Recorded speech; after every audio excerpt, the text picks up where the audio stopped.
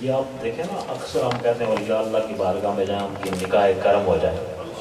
میری اور آپ کی سب کی تمنا ہے اللہ کرے سب پہ نگاہ کرم ہو جائے. یہ نگاہ کرم در حقیقت اولیاء اللہ کی توجہ ہوتی ہے. اس طرح کی روحانی میں اپنوں پر اللہ تعالیٰ کے ولیوں کی ارواح متوجہ ہوتی ہے. میں نے شروع میں کہہ دیا تھا کسی کی کیفیت آئے اس کا تماشا نہیں دیکھنا ہے، اپنے اندر ایک تماشا وقع کرنا چاہیے. یہ ہلچل ہمارے اپنے اندر ہونی چاہیے. ٹھیک ہے نا. یہ دیکھیں یہ کیفیات تو قرآن حدیث سے ثابت ہے اولیاء اللہ کی. ان محفل کا یہ خاصہ ہے. موسیٰ علیہ السلام نبی تھے، کوہ طور پر کیا ہوا تھا؟ میں نے اپنے کلام میں اس کو قلم بند کیا تھا.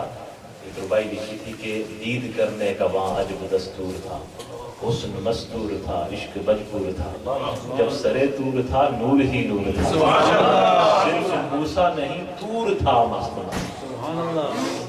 یہ تو اللہ کی قرآن کی تجلیات میں نے آپ کو کہا، یہ تو نازل اگر پہاڑوں پر ہوتا، لو انزلنا هذا القرآن على جبل لرأيته خاشعا متصدعا من خشیۃ اللہ. سبحان اللہ. اگر پہاڑ پر قرآن کو نازل کیا جاتا تو پہاڑ ریزہ ریزہ ہو جاتے. یہ نبی پاک صلی اللہ علیہ وسلم کی شان رحمت اس فیضان کے سبب سے اللہ نے کرم کیا ہے کہ حضور کے امتی اور غلام اور ولی ان انوارات کو اپنے سینوں کے اندر جذب کر لے آئے.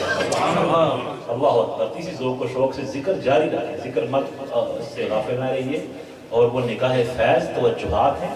یہ تصور کریں نور آپ کے دلوں میں آ رہا ہے اور اللہ تعالیٰ کے ولیوں کی روح آپ کا توجہ کر رہی ہے، نگاہ کر رہی ہے.